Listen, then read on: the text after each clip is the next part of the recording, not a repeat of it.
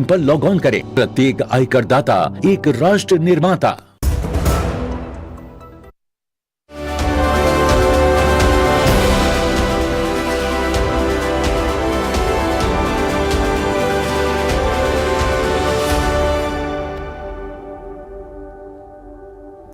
नमस्कार, खबर दुनिया में आप सभी का स्वागत है। मैं हूं अश्विनी कुमार मिश्र। खबर दुनिया की यानी विश्व की सभी अहम खबरें आधे घंटे में आप तक। सबसे पहले नजर डालते हैं वैश्विक सुर्खियों पर। रूस के राष्ट्रपति व्लादिमीर पुतिन ने कहा, रूस की बचाव में भी पहले परमाणु हमला करने की नीति नहीं, लेकिन अगर किसी देश ने किया परमाणु हमला तो मिट जाएगा उसका वजूद। पुतिन ने मिन्स्क संधि का उल्लंघन को बताया रूस के साथ विश्वासघात।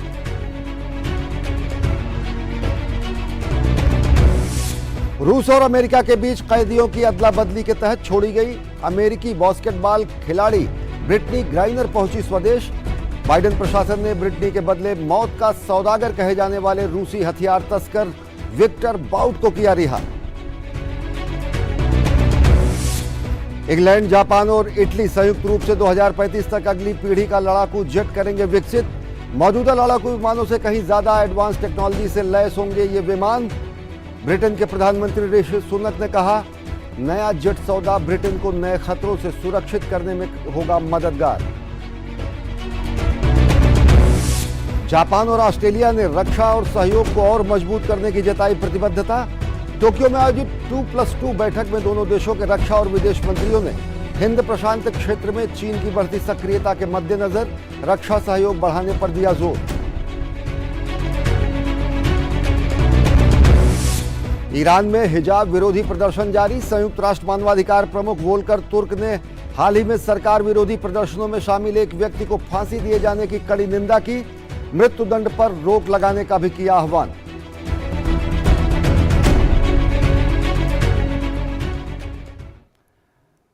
और सबसे पहले खबरें यूरोपीय महाद्वीप से।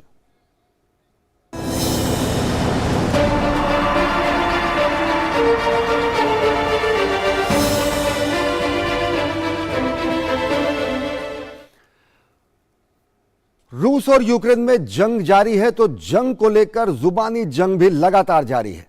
रूस के राष्ट्रपति व्लादिमीर पुतिन ने कहा कि विश्व मंच पर अपना प्रभुत्व बनाए रखने की पश्चिमी देशों की इच्छा संघर्ष के जोखिम को और बढ़ा रही है। उन्होंने पश्चिमी देशों पर यूक्रेन का शोषण करने और रूस के खिलाफ इस्तेमाल करने का भी आरोप लगाया। पुतिन ने मिन्स्क संधि को उल्लंघन को रूस के साथ विश्वासघात करार दिया। इसके अलावा राष्ट्रपति पुतिन ने दो टूक लहजे में चेतावनी दी कि अगर रूस पर परमाणु हमला हुआ तो हमलावर देश का दुनिया से वजूद मिट जाएगा। रूसी राष्ट्रपति व्लादिमीर पुतिन ने भविष्य में यूक्रेन के समझौते की संभावना इनकार नहीं किया है, लेकिन साथ ही मिन्स्क समझौते के टूटने को विश्वासघात करार देते हुए फिर किसी समझौते तक पहुंचने की उम्मीद को बेहद कम बताया है। पुतिन ने कहा कि जर्मनी और फ्रांस ने 2014 और 15 में पूर्वी यूक्रेन में यूक्रेन और रूस समर्थित अलगाववादियों के बीच बेलारूस की राजधानी मिन्स्क में युद्ध विराम समझौते की मध्यस्थता की थी। जर्मनी और फ्रांस ने रूस को धोखा देते हुए अब यूक्रेन को हथियारों से लैस कर रहे हैं। बुधवार को एक साक्षात्कार में पूर्व जर्मन चांसलर एंजेला मार्केल ने कहा कि मिन्स्क समझौते अपने बचाव का निर्माण करने के लिए यूक्रेन को समय देने का एक प्रयास था।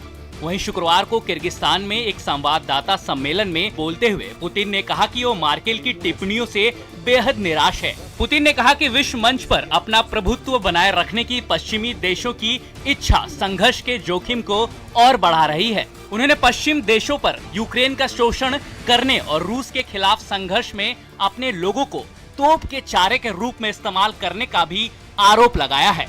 पुतिन ने चेतावनी दी कि रूस पर परमाणु हमला करने वाले देश का वजूद ही मिटा दिया जाएगा। अमेरिका में एक सिद्धांत है, यहाँ तक कि अभ्यास के दौरान यह निवारक परमाणु हमले उनकी सैन्य रणनीति में है।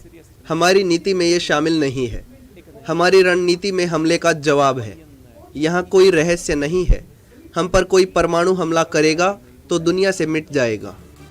वहीं रूसी मिसाइलों ने शुक्रवार को यूक्रेन को निशाना बनाना जारी रखा। खार्किव में स्थानीय अधिकारियों ने कहा कि गुरुवार की रात को खार्किव के दक्षिणी बाहरी इलाके में एक बस्ती कोट लीरी पर मिसाइल हमले में एक व्यक्ति की मौत हो गई और 2 गंभीर रूप से घायल हो गए। वहीं मिसाइल हमले से 2 रिहायशी इमारतों में आग लग गई। आग बुझाने और निवासियों को निकालने के लिए फायर ब्रिगेड, बचाव दल कर्मचारियों ने रात भर बचाव कार्य जारी रखा है। यूक्रेन की परमाणु ऊर्जा एजेंसी ने रूसी सेना पर जापोरिजिया परमाणु ऊर्जा संयंत्र पर यूक्रेनी कर्मचारियों के 2 वरिष्ठ सदस्यों का अपहरण करने का भी आरोप लगाया है। यूक्रेन की सरकारी ऊर्जा कंपनी ने कहा कि जापोरिजिया संयंत्र में अपहरण किए गए दोनों वरिष्ठ सदस्यों को गुरुवार को अज्ञात जगह में ले जाने से पहले पीटा गया। वहीं संयंत्र में सुरक्षा के लिए जिम्मेदार एक तीसरे कर्मचारी को हिरासत में लिया गया।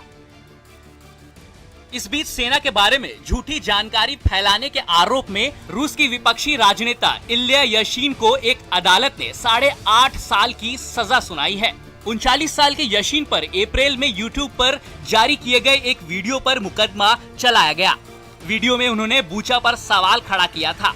उन्होंने अपने समर्थकों से यूक्रेन युद्ध का विरोध जारी रखने का आग्रह किया है। एक और दुनिया के देश संयुक्त राष्ट्र में युद्ध के खिलाफ आवाज बुलंद करते हैं तो वहीं नए से नए हथियार और लड़ाकू विमान भी बनाने से नहीं चूकते। चीन की चुनौती का सामना कर रहे जापान और ब्रिटेन ने अपने मित्र देश अमेरिका को करारा झटका दिया है। जापान, ब्रिटेन और इटली ने ऐलान किया है कि वो अपने अगली पीढ़ी के फाइटर प्रोग्राम को मिलकर बनाएंगे। ये यूरोप और एशिया के बीच पहला बड़ा रक्षा सौदा होने जा रहा है। यही नहीं, दूसरे विश्व युद्ध के बाद ऐसा पहली बार होने जा रहा है कि जापान के किसी भी हथियार कार्यक्रम में अमेरिका शामिल नहीं है। वो भी तब जब चीन और रूस के खतरे के बीच अमेरिका जापान की सुरक्षा का गारंटर है। भविष्य में जंग की दशा और दिशा तय करने की कोशिश या आत्मरक्षा के लिए उठाया जा रहा कदम जो भी हो, विश्व युद्ध के बाद पहली बार ऐसा है जब जापान के किसी हथियार कार्यक्रम में अमेरिका शामिल नहीं है। अगली पीढ़ी के फाइटर जेट प्रोग्राम के लिए जापान, ब्रिटेन और इटली ने हाथ मिलाया है। दावा किया जा रहा है कि ऐसी तकनीक पर आधारित होगा ये जेट, जो पूरी तरह से अभेद्य होगा, जो अब तक का सबसे महंगा और सबसे खतरनाक प्रोजेक्ट होने की भी उम्मीद है। ये 3 देश ऐसी टेक्नोलॉजी पर काम कर रहे हैं जो अभी किसी और देश के पास नहीं है। ये तीनों देश ग्लोबल कम्बैट एयर प्रोग्राम के लिए साथ आए हैं। इस डील के मुताबिक साल 2035 तक ये फाइटर जेट बनकर तैयार हो जाएगा और उसमें ब्रिटेन के नेतृत्व वाला future combat air system project शामिल किया जाएगा। इसके अलावा जापान के एफएक्स प्रोग्राम को भी इसमें जगह मिलेगी। प्रोजेक्ट पर काम शुरू हो चुका है। इसका उद्देश्य ऐसा लड़ाकू विमान बनाना है जो रडार को चकमा देकर अपना लक्ष्य हासिल कर ले। पायलट की सहायता के लिए उन्नत सेंसर और आर्टिफिशियल इंटेलिजेंस का भी प्रयोग किया जाएगा। जरूरत पड़ने पर इस लड़ाकू विमान को बिना पायलट के भी उड़ाया जा सकता है। साथ ही यह हाइपरसोनिक मिसाइल दागने में भी सक्षम होगा। आज हम अपने 2 निकटतम सहयोगियों इटली और जापान के साथ साझेदारी कर रहे हैं ताकि अगली पीढ़ी के विमान का निर्माण किया जा सके जो हमारे देश को सुरक्षित रखेगा। और यह कुछ ऐसा है जिस पर हम सभी बहुत गर्व कर सकते हैं। अन्य देश भी कार्यक्रम में शामिल हो सकते हैं। फ्रांस, जर्मनी और स्पेन पहले से ही अमेरिका की तरह अपने अलग डिजाइन पर एक साथ काम कर रहे हैं। ऋषि सुनक ने कहा कि संयुक्त उद्यम का उद्देश्य ब्रिटेन में हजारों नौकरियां पैदा करना और सुरक्षा संबंधों को मजबूत करना है। आज के सुधारों का मतलब होगा कि उद्योग प्रतिस्पर्धी बना रहेगा, हम अधिक रोजगार सृजित कर सकते हैं, लेकिन निश्चित रूप से यह हमेशा एक सुरक्षित स्थान होगा जहां उपभोक्ताओं की रक्षा की जाएगी। विशेषज्ञों का मानना है कि इस डील से जापान अपने विशाल पड़ोसी देश चीन के खतरे से आसानी से निपट पाएगा। साथ ही ब्रिटेन की इस इलाके की सुरक्षा में भूमिका भी बढ़ जाएगी, जो वैश्विक आर्थिक विकास में अहम योगदान देता है। तीनों देशों ने एक बयान जारी कर कहा कि हम कानून आधारित स्वतंत्र और मुक्त अंतर्राष्ट्रीय व्यवस्था को बरकरार रखने के लिए प्रतिबद्ध हैं, जो अभी सबसे ज्यादा जरूरी हो गया है। वो भी तब जब इन सिद्धांतों को चुनौती दी जा रही है, साथ ही खतरे और आक्रामकता बढ़ रही है। जापान ने पहले अमेरिका की कंपनी लॉकहीड मार्टिन को इसके लिए चुना था, लेकिन बाद में उसने ब्रिटेन और इटली के साथ हाथ मिला लिया। माना जा रहा है कि पूरे प्रोजेक्ट में जापान प्रमुख भूमिका निभा सकता है। जापानी विशेषज्ञों का कहना है कि साल 2035 तक चीन की 5वीं पीढ़ी के फाइटर जेट को टक्कर देने के लिए एक अत्याधुनिक फाइटर जेट बनाना बहुत ही चुनौती वाला काम होगा, वो भी तब जब ये कम पैसे में विकसित हो जाए। और अब खबरें अमेरिकी महाद्वीप से।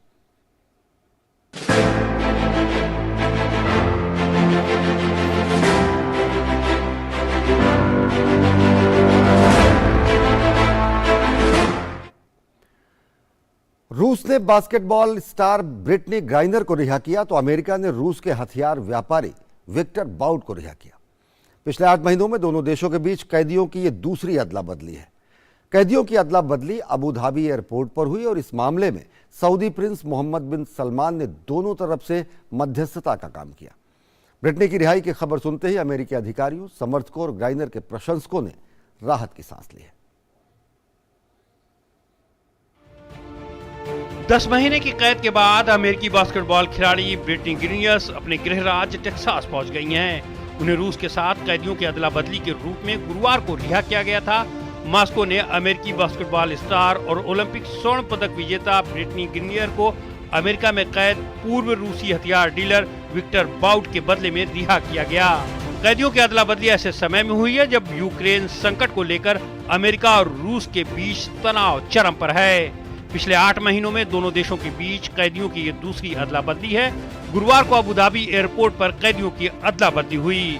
ग्रीनियर को रूस ने इसी साल फरवरी में प्रतिबंधित कैनबिस ऑयल के साथ मॉस्को एयरपोर्ट पर पकड़ा था, जिसके बाद जुलाई में बाइडेन प्रशासन ने ब्रिटनी की रिहाई के लिए विक्टर बाउट को रिहा करने का प्रस्ताव दिया था।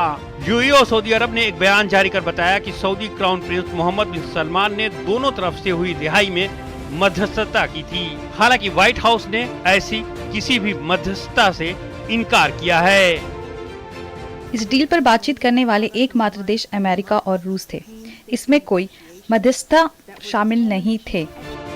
विक्टर बाउट 12 साल से अमेरिकी जेल में कैद था। उसे दुनिया भर में गैर कानूनी तरीके से हथियार पहुंचाने के कारण मर्चेंट ऑफ डेथ यानी मौत का सौदागर कहा जाता है। अमेरिका की कैद से छूटकर रूस पहुंचे बाउट ने बताया कि उसे आधी रात में उठाकर कहा गया कि सामान पैक कर लो। रूस पहुंचने पर उसकी पत्नी और मां ने उसका स्वागत किया। मुझे पहले से कोई जानकारी नहीं थी। मुझे रात में जगाकर रिहाई की जानकारी दी गई। रात के 3 बजे थे। दूसरे कैदियों को गुड बाय कहने का मौका नहीं मिल पाया। 32 वर्षीय बास्केटबॉल स्टार ब्रिटनी ग्रीनियर 2 बार की ओलंपिक स्वर्ण पदक विजेता है। उनके सामान में भांग का तेल पाए जाने के बाद उन्हें 17 फरवरी को मॉस्को हवाई अड्डे पर गिरफ्तार किया गया था। ब्रिटनी ने जुलाई में अपना जुर्म भी कबूल कर लिया था, लेकिन कहा था कि इसके पीछे कोई आपराधिक मंशा नहीं थी। जल्दबाजी में पैकिंग के दौरान तेल उनके सामान में चला आया। रूसी अदालत ने 4 अगस्त को ब्रिटनी को 9 साल की कैद की सजा सुनाई थी। बाइडेन प्रशासन ने उनकी गिरफ्तारी को गलत बताया था और ब्रिटनी की रिहाई के लिए बाइडेन प्रशासन पर भारी दबाव था। उनकी रिहाई पर बास्केटबॉल के प्रशंसकों ने प्रसन्नता व्यक्त की है। मुझे लगता है कि यह फिनिक्स के लिए एक शानदार दिन है। मुझे लगता है कि उन्हें घर आना चाहिए, एक जोड़ को रोशन करना चाहिए, क्योंकि यह यहाँ कानूनी है। विक्टर बाउट की रिहाई के लिए अमेरिका सिर्फ ब्रिटनी ग्रीनियर को ही नहीं बल्कि अमेरिका के एक पूर्व सैनिक को भी रिहा कराना चाहता था। अमेरिका ने पूर्व नेवी अफसर पॉल व्हीलन को भी छुड़ाने की मांग की थी। दरअसल पॉल व्हीलन साल 2018 से रूस की जेल में कैद हैं। उन पर रूस ने जासूसी के आरोप लगाए थे। रिपब्लिकन सांसदों ने पॉल की रिहाई न होने के कारण कैदियों की इस अदला बदली की आलोचना की है। पेरू फिर राजनीतिक उथल पुथल का शिकार हो गया है। कांग्रेस को भंग करने के प्रयास की वजह से पेरू के राष्ट्रपति पेड्रो कैस्टिलो पर महाभियोग चलाया गया और उन्हें गिरफ्तार कर लिया गया। बुधवार को नए राष्ट्रपति के रूप में 60 वर्षीय डीना बोलुआर्टो ने 2026 तक के लिए राष्ट्रपति पद की शपथ ली। डीना बोलुआर्टो पेरू की पहली महिला राष्ट्रपति हैं। कैस्टिलो की गिरफ्तारी के बाद उनके समर्थक देश भर में हिंसक प्रदर्शन कर रहे हैं और देश के हालात नाजुक बने हुए हैं। 2016 से पेरू राजनीतिक संकट में फंसा हुआ है। पेड्रो कैस्टिलो की जगह लेने वाली पेरू की नई राष्ट्रपति डीना बोलुआर्ट के महीनों से जारी उथल पुथल को खत्म करने का भरोसा फिलहाल हवा हवाई साबित हो रहा है। देश के अलग अलग हिस्सों से आने वाली तस्वीरें तो यही बता रही है। बुधवार को पेड्रो कैस्टिलो को संसद में महाभियोग चलाकर अपदस्थ किए जाने के बाद जनता का गुस्सा बढ़ता जा रहा है। उनके समर्थक सड़कों पर जगह जगह विरोध प्रदर्शन कर रहे हैं। हालात दंगे जैसे बन गए हैं। आक्रोशित भीड़ से निपटने के लिए पुलिस को बल का प्रयोग करना पड़ा है। एक साजिश के तहत राष्ट्रपति कैस्टिलो को जेल भेजा गया है। वे निर्दोष हैं। उन पर लगे आरोप को हम खारिज करते हैं और उनकी रिहाई की मांग करते हैं। पेरू के इतिहास में गरीब कृषक समुदाय से आने वाले पहले राष्ट्रपति कैस्टिलो पिछले साल बिना किसी राजनीतिक अनुभव के राष्ट्रपति भवन पहुंचे। शिक्षक रह चुके कैस्टिलो जून 2021 में बहुत ही ध्रुवीकृत चुनाव के तहत चुनकर सत्ता में आए थे। उन्होंने अपने 1.5 साल के कार्यकाल के दौरान 5 बार मंत्रिमंडल बदला। गौरतलब है कि साल 2016 से पेरू राजनीतिक संकटों में फंसा हुआ है। कांग्रेस और राष्ट्रपति बारी बारी से एक दूसरे को खत्म करने की कोशिश कर रहे हैं। पिछले 40 वर्षों में लगभग हर पूर्व राष्ट्रपति पर बहुराष्ट्रीय निगमों से जुड़े भ्रष्टाचार का आरोप लगाया गया है। पेड्रो कैस्टिलो को राष्ट्रपति पद से हटाए जाने के बाद देश विदेश से कई बड़े बड़े नेताओं की प्रतिक्रिया आई है। वेनेजुएला के राष्ट्रपति निकोलस मादुरो ने कैस्टिलो की गिरफ्तारी को गलत बताया है। उन्होंने एक शिक्षक पेड्रो कैस्टिलो को राष्ट्रपति के रूप में चुना और चुनाव के पहले क्षण से ही वे उनकी प्रचंड जीत को देखना नहीं चाहते थे और फिर इसलिए कैस्टिलो पर उत्पीड़न हमला शुरू कर दिया गया। बढ़ते विरोध को देखते हुए नई राष्ट्रपति डीना बोलुआर्ट ने नए चुनाव कराने के संकेत दिए हैं। हालांकि उन्होंने कहा है कि इस मांग पर सभी राजनीतिक दलों के साथ चर्चा के बाद ही गौर किया जा सकता है। दरअसल प्रदर्शनकारियों की एक मांग जल्द चुनाव कराने की भी है। बोलुआर्ट का कार्यकाल 2026 तक है। मुझे पता है कि कुछ लोग हैं जो समय से पहले चुनाव करने की मांग कर रहे हैं और यह लोकतांत्रिक रूप से सम्मानजनक है। सभी संगठनों का समन्वय से हम देश की नियति को बेहतर ढंग से पुनर्निर्देशित करने के लिए विकल्पों की तलाश करेंगे। पेरू में 2016 के बाद से ही राजनीतिक उथल पुथल अपने शबाब पर है। बीते कुछ सालों में पेरू में कई राष्ट्रपतियों ने पदभार संभाला। हाल यह है कि 2020 में 5 दिनों के भीतर ही 3 राष्ट्रपतियों ने शपथ ली थी। अब सिर्फ 2 साल के बाद ही पेरू को फिर से नया राष्ट्रपति मिल गया। वक्त हो चला एक छोटे से ब्रेक का। देखते रहिए खबर दुनिया के। REC unleashes the potential of energy. REC funds energy. Funding that catalyzes. Funding that inspires. Funding that transforms. For sustainability and reliability. For investment and development. Adding value every day in every way. This is what our energy is. This is REC.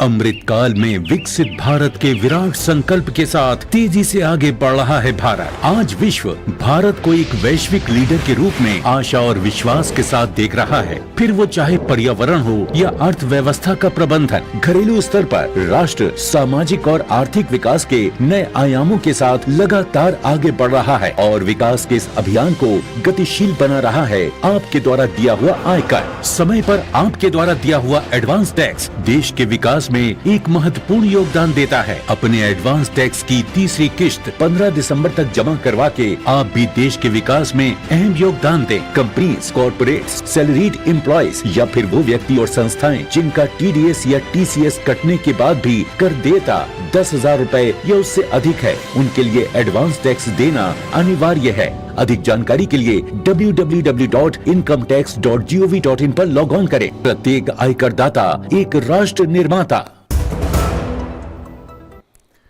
Break के बाद आप सभी का स्वागत है। रुख करते हैं एशिया महाद्वीप की ओर।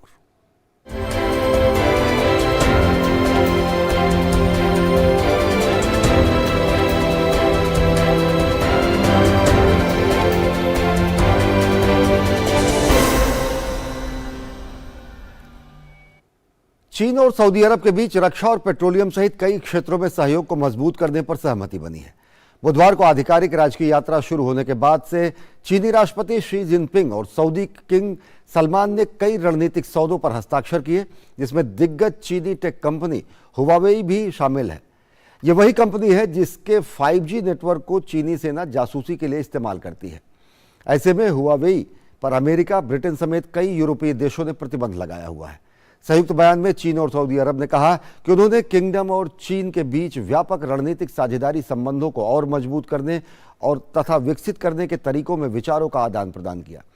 चीन ने सऊदी अरब के पुराने दुश्मन ईरान के परमाणु कार्यक्रम के शांतिपूर्वक इस्तेमाल को सुनिश्चित करने की आवश्यकता पर भी जोर दिया।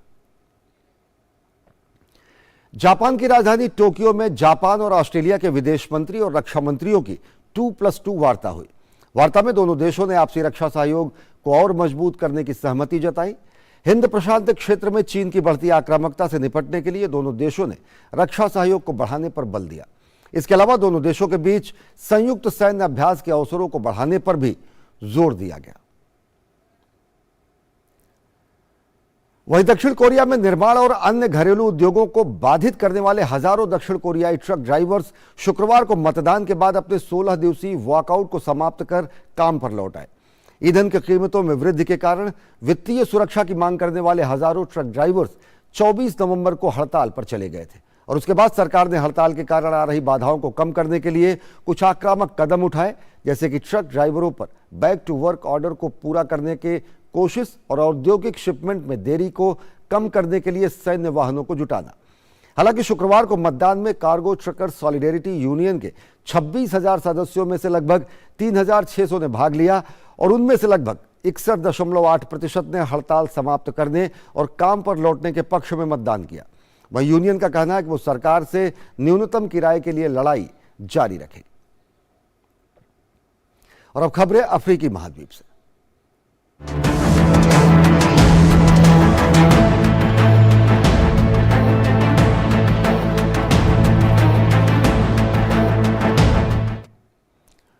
उत्तरी किवू प्रांत में कांगो की सेना और M23 विद्रोही समूह के बीच लड़ाई के कारण वहां के लोगों को अपने घरों को छोड़कर भागने के लिए मजबूर होना पड़ा है।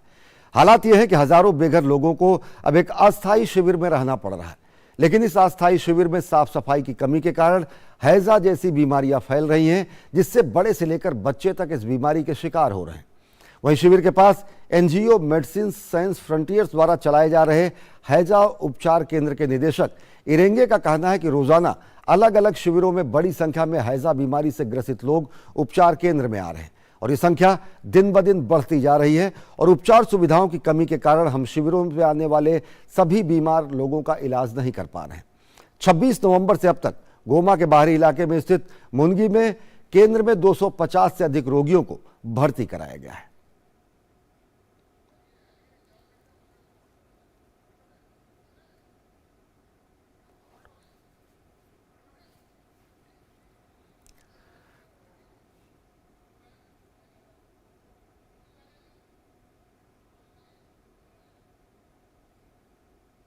तो खबर दुनिया के आज के अंक में फिलहाल इतना ही। मुझे और हमारी पूरी टीम को दीजिए इजाजत। देश और दुनिया की ताज़ा तरीन खबरों के लिए देखते रहिए DD न्यूज़। नमस्कार।